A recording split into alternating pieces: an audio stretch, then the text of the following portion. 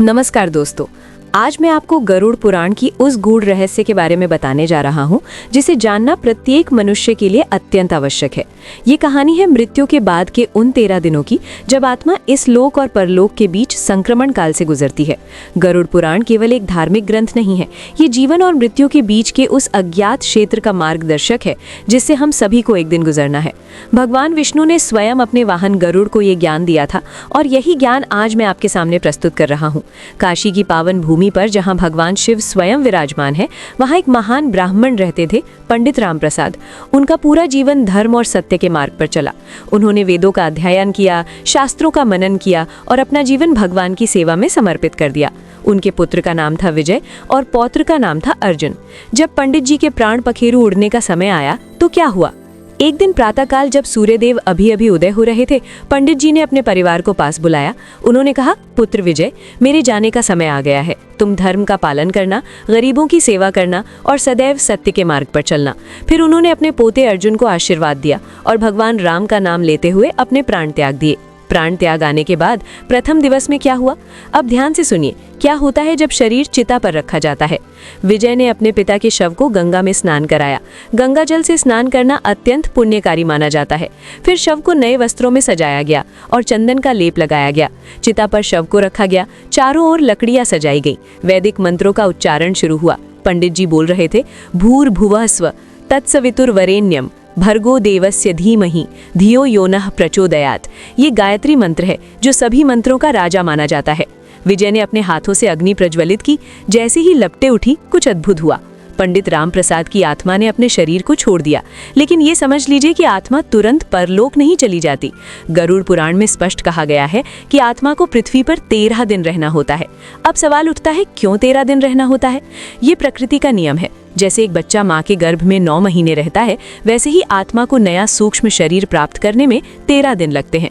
प्रत्येक दिन एक अंग का निर्माण होता है। पहले दिन जब विजय ने पिंडदान किया तो आत्मा को सिर प्राप्त हुआ। आप सोच रहे होंगे, पिंडदान क्या है? देखिए, चावल, जौ, तिल और दूध से गोला बनाया जाता है जिसे पिंड कहते हैं। ये पिंड आत्मा के सूक्ष्म शरीर का भोजन बनता है। गरुड़ पुराण में कहा गया है, पिंडदानम तृपयंती प्रेता त्रिदश वत्सरम, अर्थात पिंडदान से प्रेत 3 वर्षों तक तृप्त रहते हैं।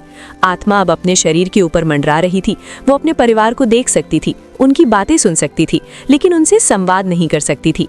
ये कितना कष्टदायक होता है। आत्मा चाहती है कि वो अपने परिजनों को बताए कि वो ठीक है, लेकिन नहीं बता सकती। इसीलिए हमारे शास्त्रों में कहा गया है कि मृत्यु के बाद अत्यधिक रोना नहीं चाहिए, क्योंकि इससे आत्मा को और कष्ट होता है।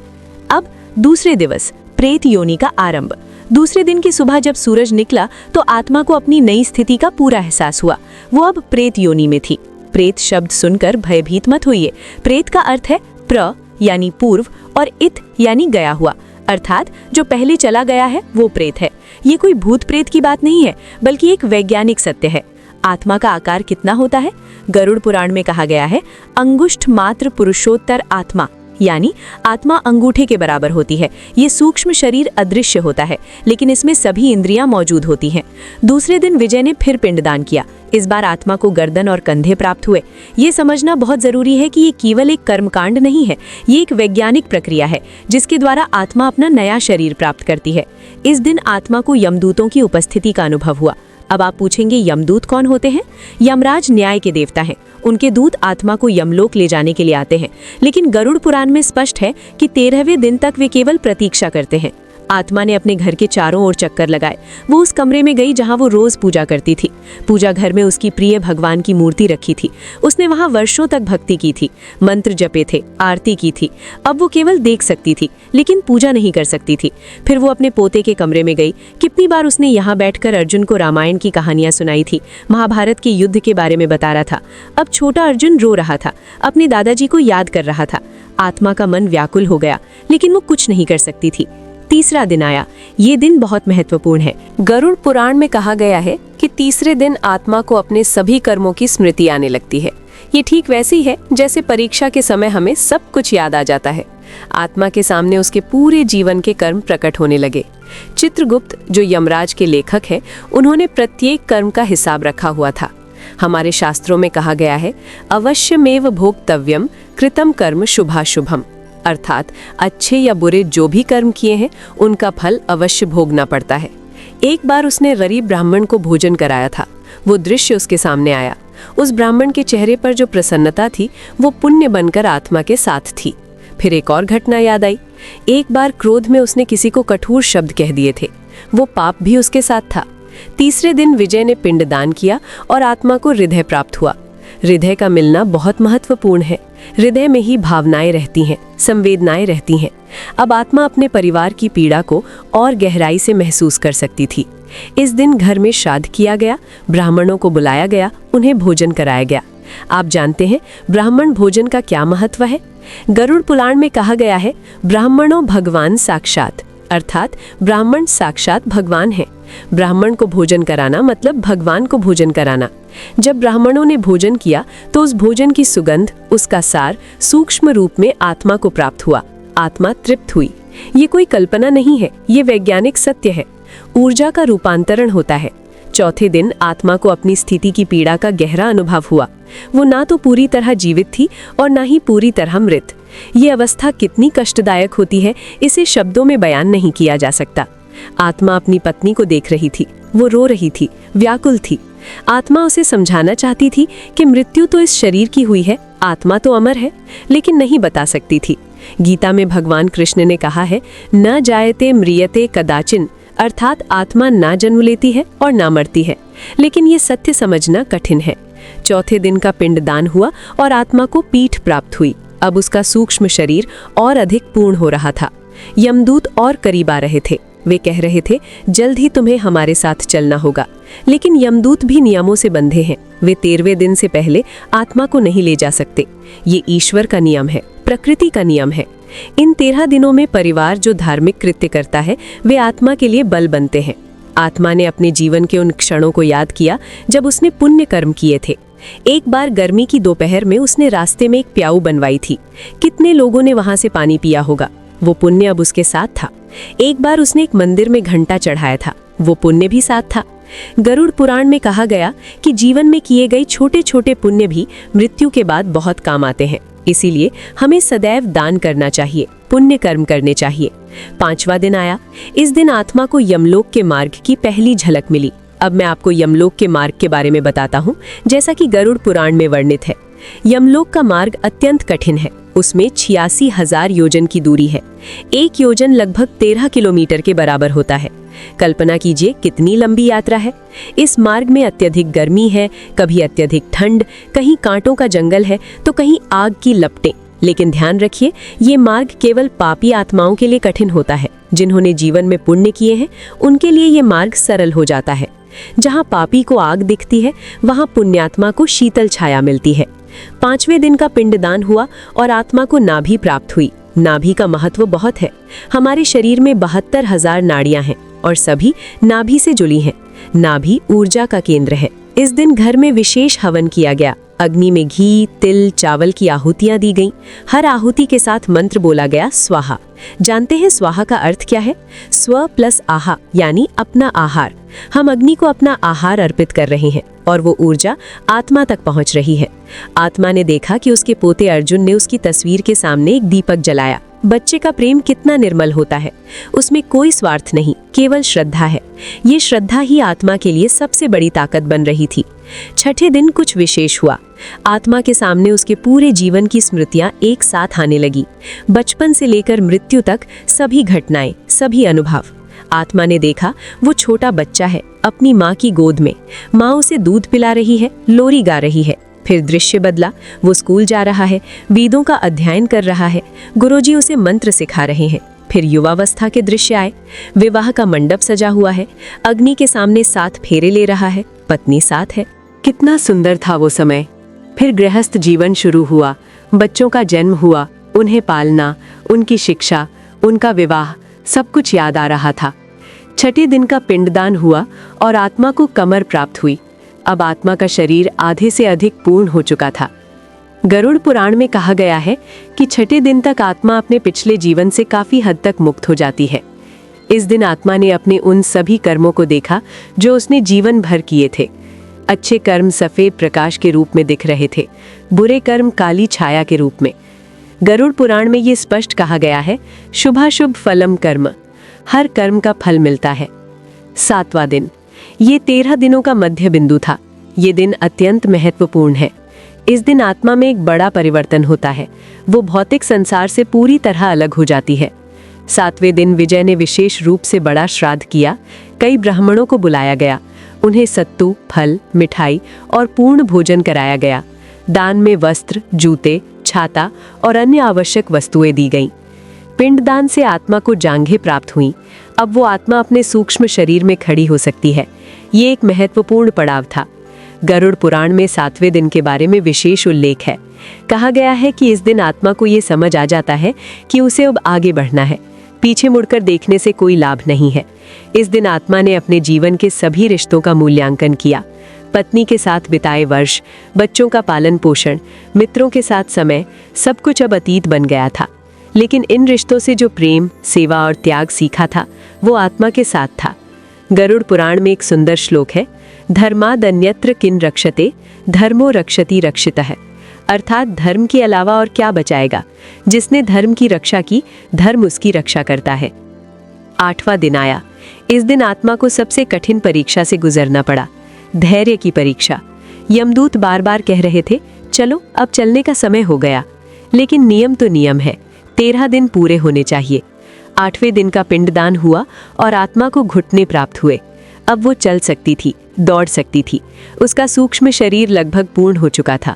इस दिन आत्मा ने देखा कि परिवार में कुछ मतभेद हो रहे हैं। संपत्ति का बंटवारा, जमीन जायदाद के कागज, ये सब चर्चा में थे। आत्मा को बहुत दुख हुआ।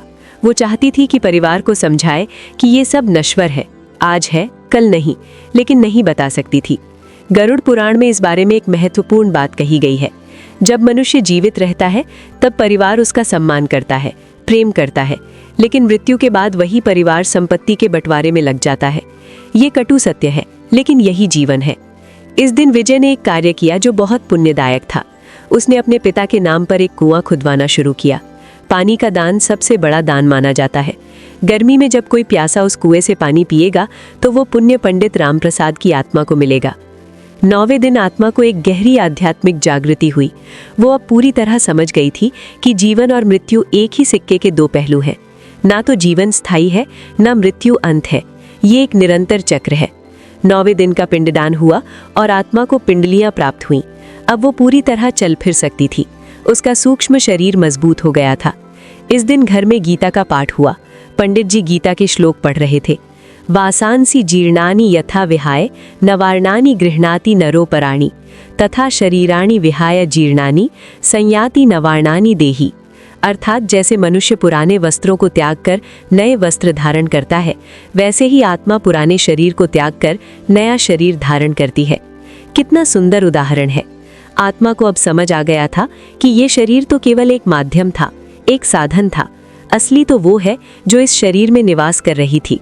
गरुड़ पुराण में आत्मा के बारे में कहा गया है, न हन्यते हन्यमाने शरीरे। शरीर के नष्ट होने पर आत्मा नष्ट नहीं होती। आत्मा अमर है, अजर है, अविनाशी है। 10वां दिन आया। अब केवल 3 दिन शेष थे। यमदूतों ने यात्रा की तैयारियां शुरू कर दी। वे आत्मा को बता रहे थे कि यमलोक में क्या होगा, कैसे यमराज के दरबार में पहुंचना है। 10वें दिन का पिंडदान हुआ और आत्मा को पैर प्राप्त हुए। अब उसका पूरा शरीर लगभग पूर्ण हो चुका था। केवल छोटे छोटे अंग शेष थे। इस दिन विजय ने विशेष दान किए। गरीबों को भोजन कराया, वस्त्र दिए, जूते दिए। एक अंधे व्यक्ति को छड़ी दी, एक विकलांग को व्हील चेयर दिलवाई। ये सभी दान पिता के नाम पर किए गए।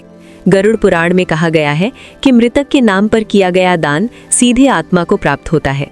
ये कोई अंधविश्वास नहीं है, ये ऊर्जा का हस्तांतरण है, कर्मों का संचरण है। आत्मा ने अपने परिवार के प्रति गहरी कृतज्ञता महसूस की। वे सही विधि से सब कुछ कर रहे थे, धर्म का पालन कर रहे थे। उनकी ये श्रद्धा, ये भक्ति आत्मा के लिए बहुत महत्वपूर्ण थी। इस दिन आत्मा को यमलोक की यात्रा के बारे में और जानकारी मिली। वो 12 महीनों की यात्रा होगी। रास्ते में कई कठिनाइयां होंगी, लेकिन पुण्य कर्म मार्ग को सरल बना देंगे। 11वां दिन। अब केवल 2 दिन शेष थे। आत्मा को महसूस हो रहा था कि विदाई का समय निकट आ गया है। उसे अपने प्रिय घर, अपने परिवार, अपनी पृथ्वी से विदा होना था। 11वें दिन का पिंडदान हुआ और आत्मा को अंगुलियां प्राप्त हुईं। अब उसका शरीर पूर्णतया संपूर्ण हो चुका था। सिर से लेकर पैर का सभी अंग, सभी इंद्रियां, सब कुछ मौजूद था। इस दिन एकादशी का व्रत था। पूरे परिवार ने व्रत रखा। भगवान विष्णु की पूजा की गई, तुलसी की माला चढ़ाई गई, शंख बजाया गया, आरती की गई। गरुड़ पुराण में भगवान विष्णु को सर्वोच्च देवता माना गया है। उनकी पूजा से आत्मा को मोक्ष प्राप्त होता है। विष्णु भगवान पालनहार हैं, रक्षक हैं। वे हर जीव की रक्षा करते हैं। आत्मा ने अपने जीवन के अंतिम क्षणों को याद किया। जब वो मृत्युशैया पर थे, तब उन्होंने राम राम राम नाम लिया था। ये नाम कितना शक्तिशाली है। गरुड़ पुराण में कहा गया है कि मृत्यु के समय भगवान का नाम लेना सबसे बड़ा पुण्य है। इस दिन आत्मा ने महसूस किया कि उसे अब पृथ्वी लोक से कोई मोह नहीं रह गया था। न संपत्ति की चिंता थी, न रिश्तों का मोह। वो मुक्त हो चुकी थी। ये मुक्ति ही असली मुक्ति है। 12वां दिन, कल 13वीं है। कल महाप्रस्थान होगा। आत्मा को अंतिम तैयारी करनी थी। यमदूत अब बहुत करीब आ चुके थे। उन्होंने कहा, कल तुम्हें हमारे साथ यमलोक को जाना होगा, तैयार रहना। 12वें दिन का पिंडदान हुआ और आत्मा को नाखून प्राप्त हुए। ये अंतिम अंग था। अब आत्मा का सूक्ष्म शरीर पूर्णतया संपूर्ण हो चुका था। सिर से लेकर पैर का सभी अंग, सभी इंद्रियां। इस दिन घर में विशेष सफाई की गई, पवित्रता का वातावरण बनाया गया, धूप दीप जलाए गए, मंत्रों का उच्चारण हुआ, पूरा वातावरण आध्यात्मिक हो गया। ब्राह्मणों को विशेष भोजन कराया गया, उन्हें दक्षिणा दी गई, वस्त्र दिए गए, यज्ञोपवीत दिया गया।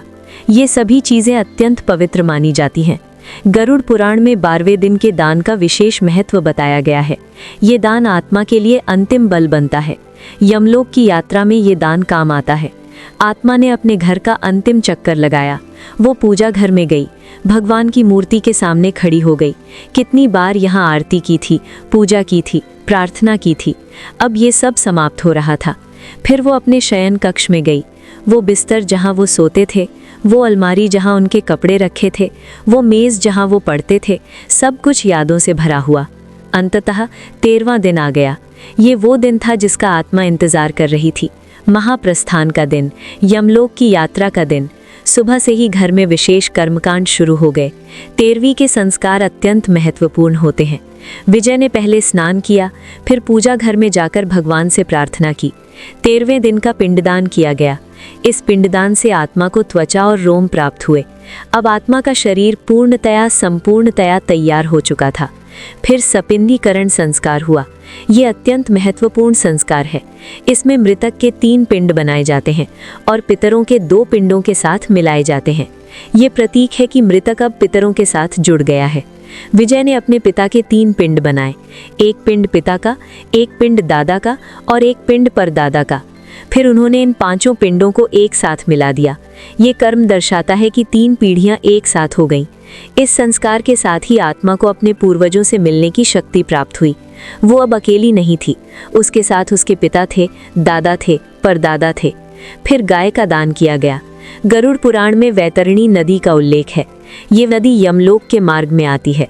इस नदी को पार करना अत्यंत कठिन है। ये रक्त, मवाद और विष्ठा से भरी हुई है। इसमें भयानक जीव रहते हैं, लेकिन जिसने गाय का दान किया है उसके लिए ये नदी सरल हो जाती है। गाय उसे अपनी पूंछ पकड़ा देती है और आसानी से पार करा देती है।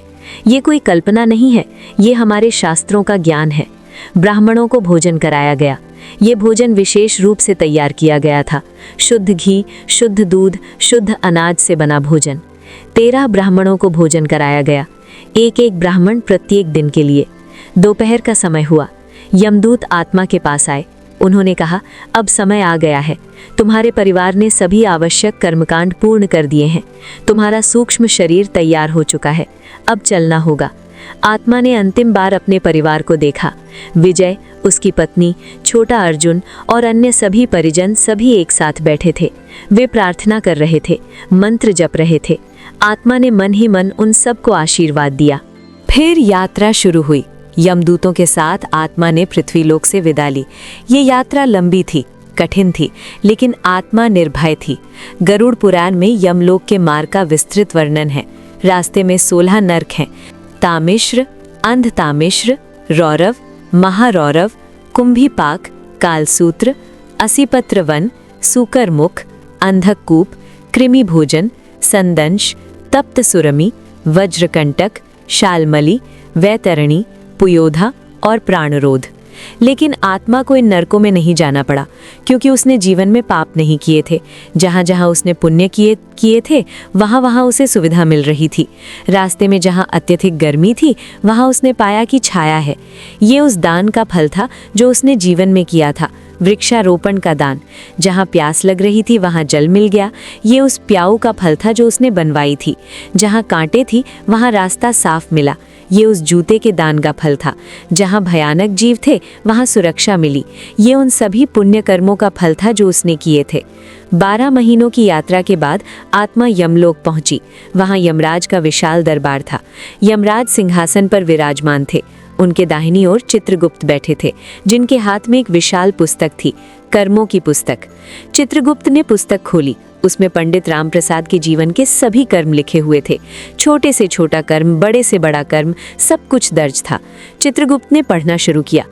इस आत्मा ने अपने जीवन में 1000 बार दान किया, 500 बार मंदिर में पूजा की, 200 गरीबों को भोजन कराया, 50 अनाथों की मदद की, 10 कुएं खुदवाए, 5 मंदिर बनवाए, 100 वृक्ष लगाए।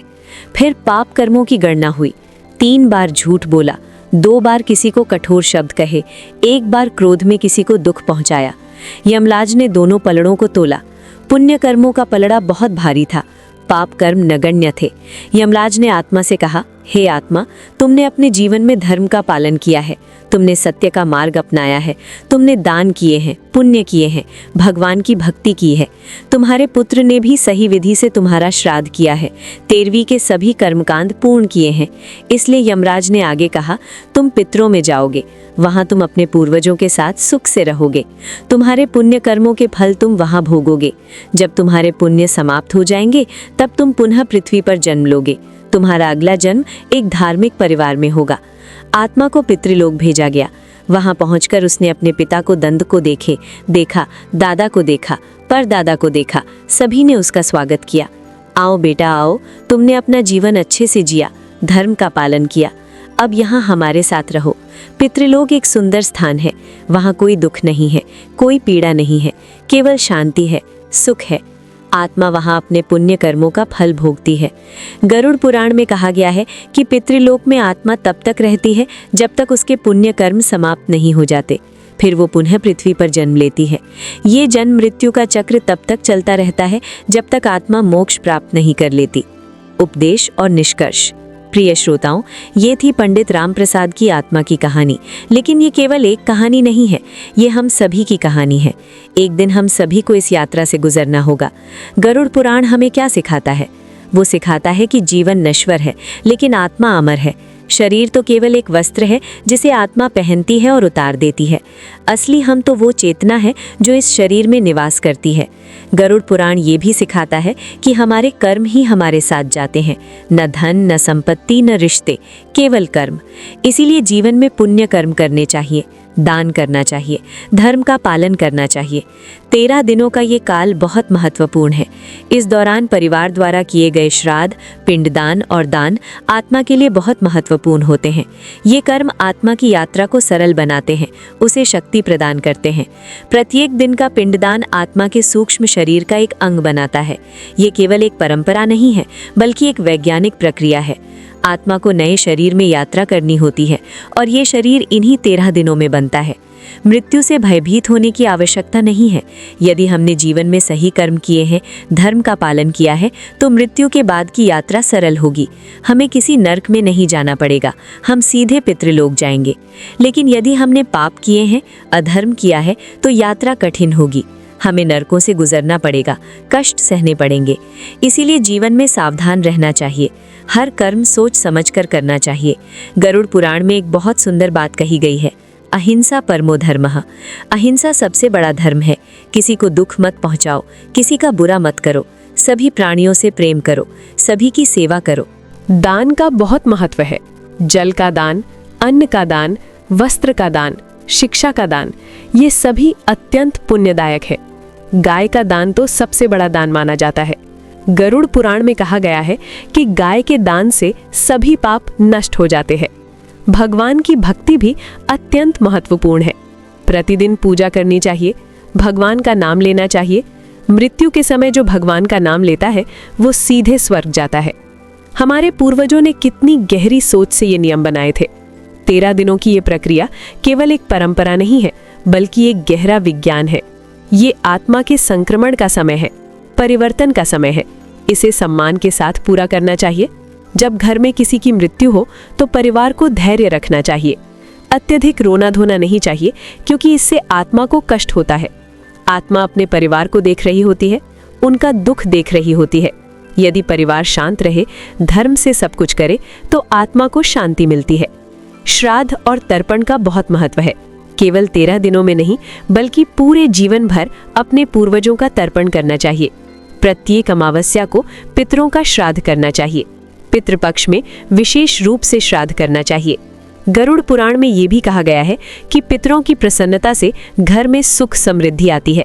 यदि पितर प्रसन्न हैं, तो वे अपने वंशजों की रक्षा करते हैं, उन्हें आशीर्वाद देते हैं। लेकिन यदि पितर नाराज हैं, तो घर में समस्याएं आती हैं। मोक्ष की प्राप्ति ही जीवन का अंतिम लक्ष्य है। जन्म मृत्यु के इस चक्र से मुक्त होना ही मोक्ष है। जब हम सभी कर्मों से मुक्त हो जाते हैं, जब हम निर्लिप्त हो जाते हैं, तब हम परम ब्रह्म में विलीन हो जाते हैं। यही मोक्ष है, यही मुक्ति है। गरुड़ पुराण में मोक्ष के 4 मार्ग बताए गए हैं: कर्मयोग, भक्ति योग, ज्ञान योग और राजयोग। प्रत्येक मनुष्य अपनी प्रकृति के अनुसार किसी भी मार्ग को चुन सकता है। सभी मार्ग एक ही गंतव्य की ओर ले जाते हैं। कर्मयोग का अर्थ है निष्काम कर्म करना, बिना फल की इच्छा के कर्म करना।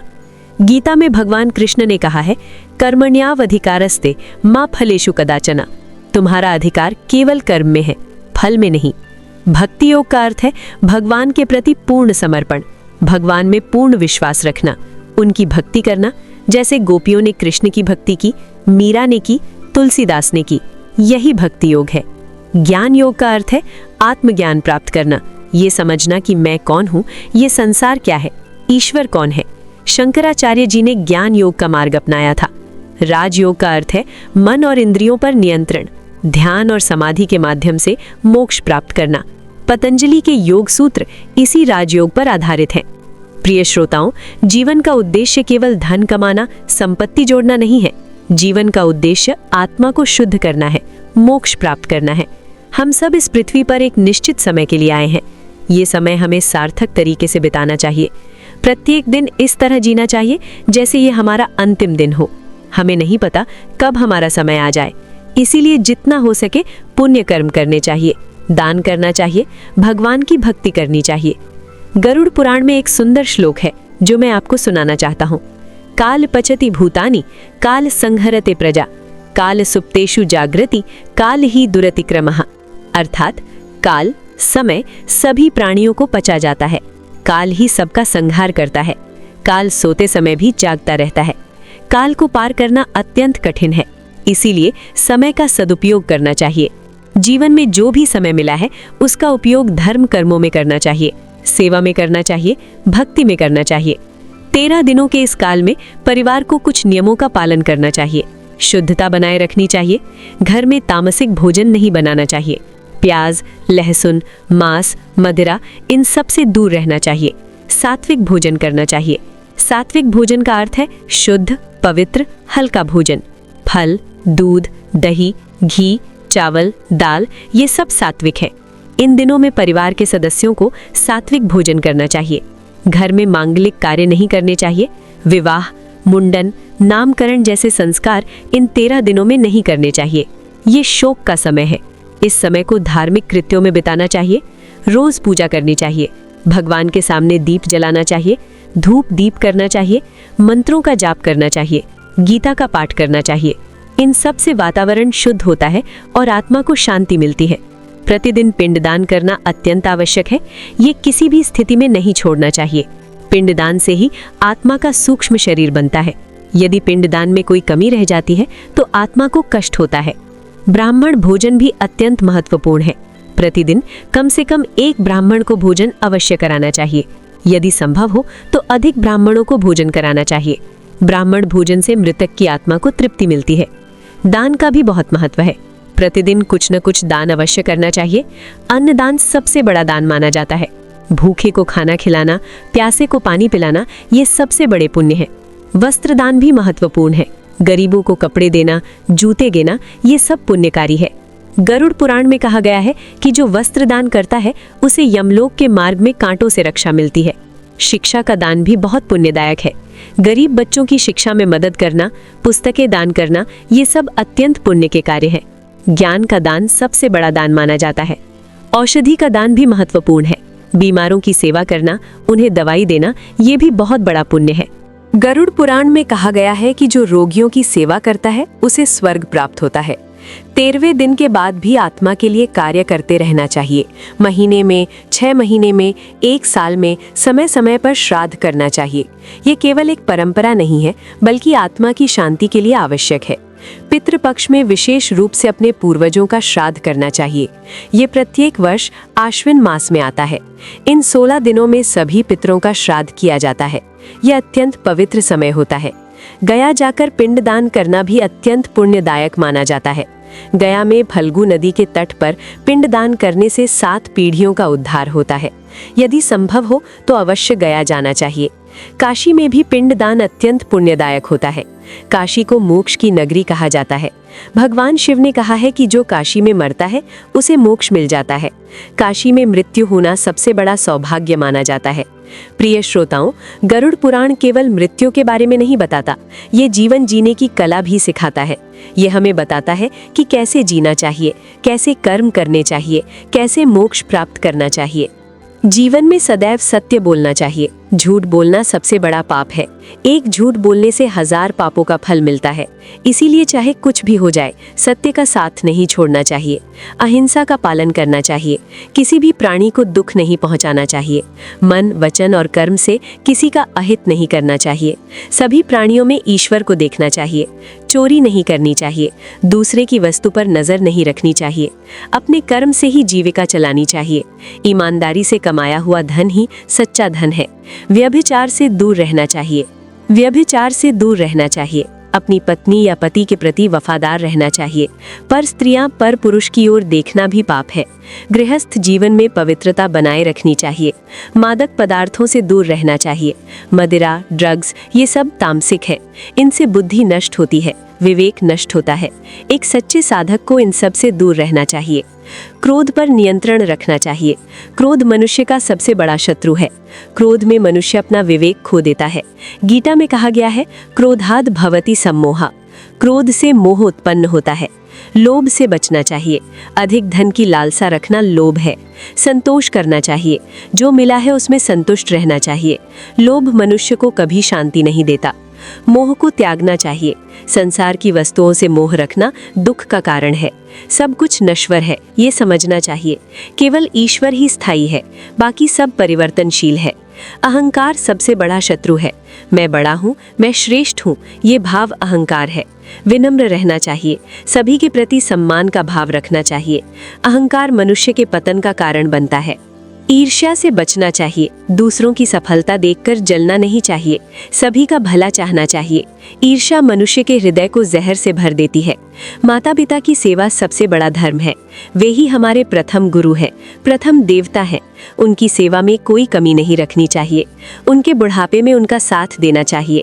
गुरु का सम्मान करना चाहिए। गुरु वो हैं जो हमें ज्ञान देते हैं, मार्ग दिखाते हैं।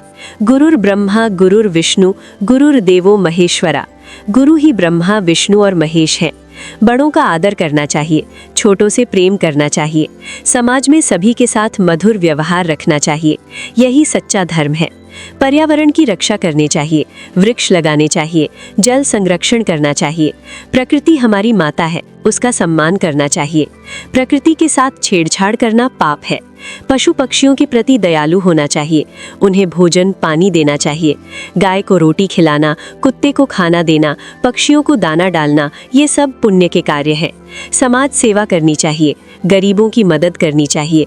अनाथों, विधवाओं, वृद्धों की सेवा करनी चाहिए। यही सच्ची भक्ति है। यही सच्चा धर्म है। प्रिय मित्रों, ये जीवन एक अवसर है। ये अवसर हमें आत्मा को शुद्ध करने के लिए मिला है। इस अवसर का सदुपयोग करना चाहिए। हर दिन हर क्षण का उपयोग धर्म कर्मों में करना चाहिए। गरुड़ पुराण में भगवान विष्णु ने गरुड़ से कहा था, हे गरुड़, ये मानव जीवन अत्यंत दुर्लभ है। 84 लाख योनियों में भटकने के बाद मनुष्य जन्म मिलता है। इस जन्म में यदि मोक्ष प्राप्त नहीं किया तो फिर कब करेंगे? इसीलिए इस जीवन को व्यर्थ नहीं गंवाना चाहिए। जितना हो सके भगवान की भक्ति करनी चाहिए, उनके नाम का जाप करना चाहिए। राम, कृष्ण, शिव, विष्णु किसी भी रूप में भगवान की उपासना कर सकते हैं। भक्ति की कोई विधि नहीं होती। मन से, श्रद्धा से जो भक्ति की जाती है वही सच्ची भक्ति है। भगवान प्रेम के भूखे हैं, दिखावे के नहीं। एक फूल भी यदि श्रद्धा से चढ़ाया जाए तो भगवान प्रसन्न हो जाते हैं। प्रतिदिन प्रातः काल स्नान करके पूजा करनी चाहिए। भगवान के सामने दीप जलाना चाहिए, धूप करनी चाहिए, अब तथा फूल चढ़ाने चाहिए, प्रसाद चढ़ाना चाहिए, फिर आरती करनी चाहिए और प्रार्थना करनी चाहिए। मंत्र जाप अत्यंत शक्तिशाली है।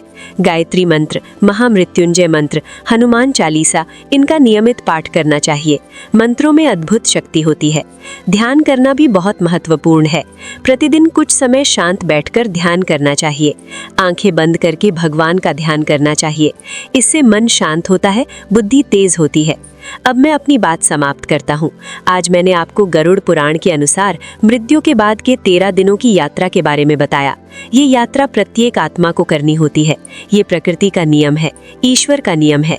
इन 13 दिनों में आत्मा पृथ्वीलोक और परलोक के बीच रहती है। परिवार द्वारा किए गए श्राद्ध, पिंडदान और अन्य धार्मिक कृत्य आत्मा के लिए अत्यंत महत्वपूर्ण होते हैं। ये कर्म आत्मा की यात्रा को सरल बनाते हैं। प्रत्येक दिन के पिंडदान से आत्मा के सूक्ष्म शरीर का एक अंग बनता है। 13वें दिन सपिंडीकरण संस्कार से आत्मा पितरों के साथ जुड़ जाती है। फिर वो यमलोक की यात्रा पर निकलती है। यमलोक में यमराज के दरबार में आत्मा की कर्मों का हिसाब होता है। पुण्य और पाप दोनों को तौला जाता है। फिर आत्मा को उसके कर्मों के अनुसार स्वर्ग, नर्क या पितृक भेजा जाता है। ये सब जानकर हमें क्या करना चाहिए? हमें जीवन में पुण्य कर्म करने चाहिए, दान करना चाहिए, धर्म का पालन करना चाहिए। जितने अधिक पुण्य कर्म होंगे, मृत्यु के बाद की यात्रा उतनी ही सरल होगी। मृत्यु से डरने की आवश्यकता नहीं है। ये जीवन का एक स्वाभाविक अंग है। जो जन्मा है उसे मरना ही होगा, लेकिन आत्मा अमर है, वो कभी नहीं मरती। केवल शरीर बदलता है, आत्मा स्थिर रहती है। अंत में मैं एक प्रार्थना करता हूँ। हे परमपिता परमात्मा, हम सबको सद्बुद्धि दो, हमें धर्म के मार्ग पर चलने की शक्ति दो, हमसे पुण्य कर्म करवाओ, और जब हमारा अंतिम समय आए तो हमें आपके चरणों में स्थान दो। शांति, शांति, शांति।